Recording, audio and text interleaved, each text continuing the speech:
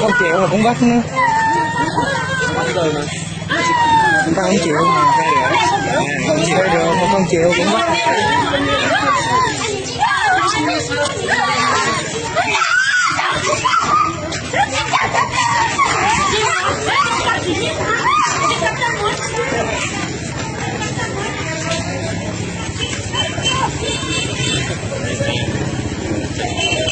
Không chịu mà cũng bắt người ta nữa.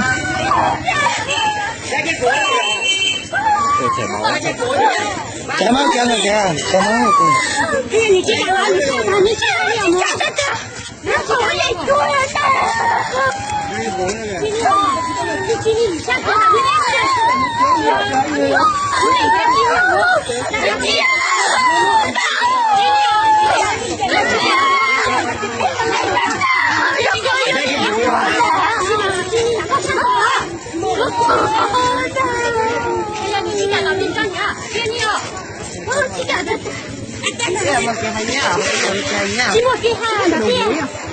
Không chịu mà cũng bắt nữa từ.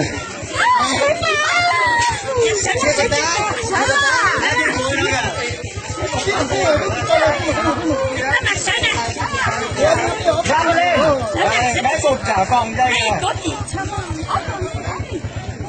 Để con chân nhờ vác lên.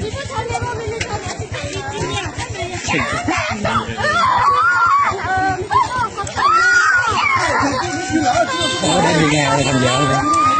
Bữa về nhà cũng nhốt luôn đó. Cái lần người cơm đi về nhà nó dở nhà chạy.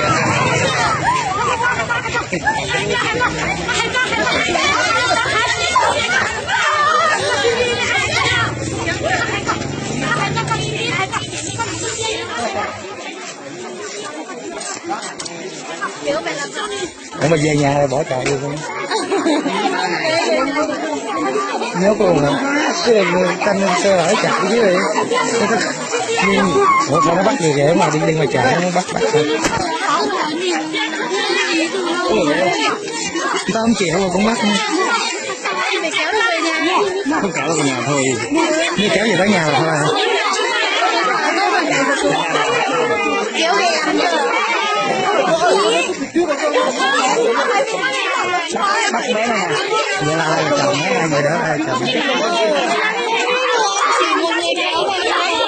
Nó nhốt trong nhà đó này. Cứ mỗi ngày chàng trai lấy cái áo liền vô. Mà nó giữ luôn thì ok, nó làm cho ra thì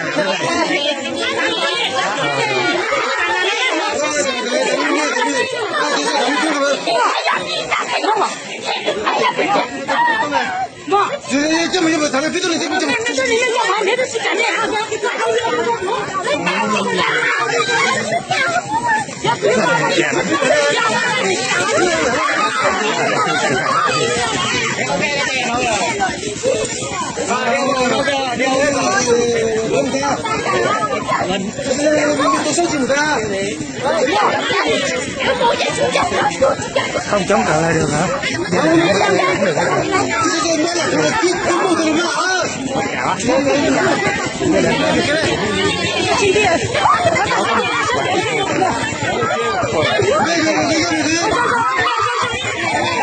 Ủa nhưng mà gia đình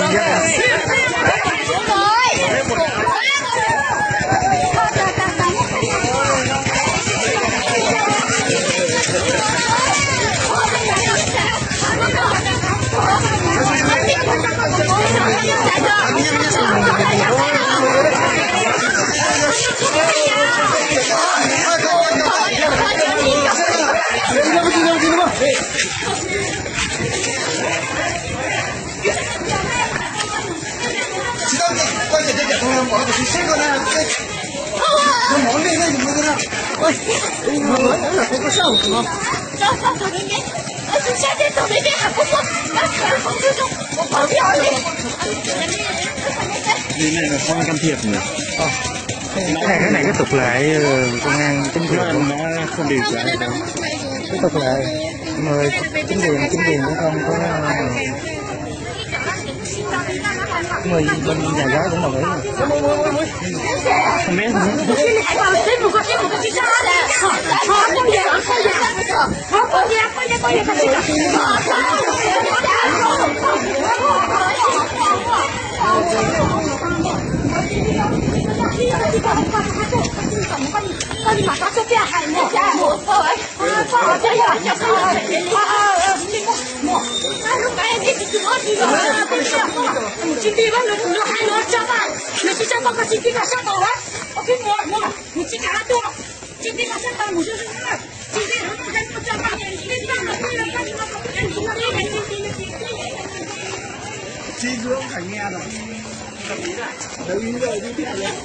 Vì đồng ý cỡ mà không yêu cũng chịu không? Không, bắt về nhà 3 ngày mà. Nếu mà về nhà 3 ngày đồng ý mới 3 chịu. ngày đồng ý với chị cho quần áo sang đến nào cái này đồng ý rất không chịu. Rồi con chịu vẫn thả ra. Vẫn thả ra là Vậy cứ về đi 3 ngày sau thả ra. Ôi nhưng biết ai là chồng chưa? người khác.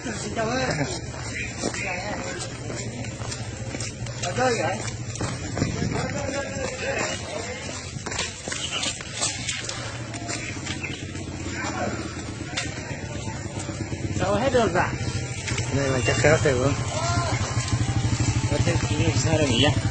Bây giờ nó còn câu hỏi là bây giờ nhà 3 ngày nếu không đồng ý thì được thả. À thế à? Về nhà 3 ngày không đồng ý nhá. Thế chứ không để. Bây giờ làm gì có tình yêu trời. Bắt như này cũng kiểu người ta. Tội nghiệp đấy chứ.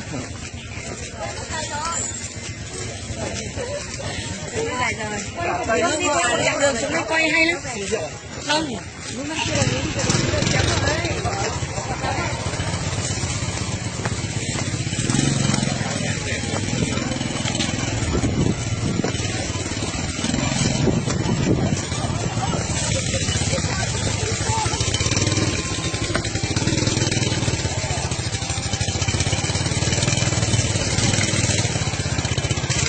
Alo. Đợi tao một chút, tao đang coi cái lễ kéo bắt vợ chứ, tao đang coi phim. Rồi.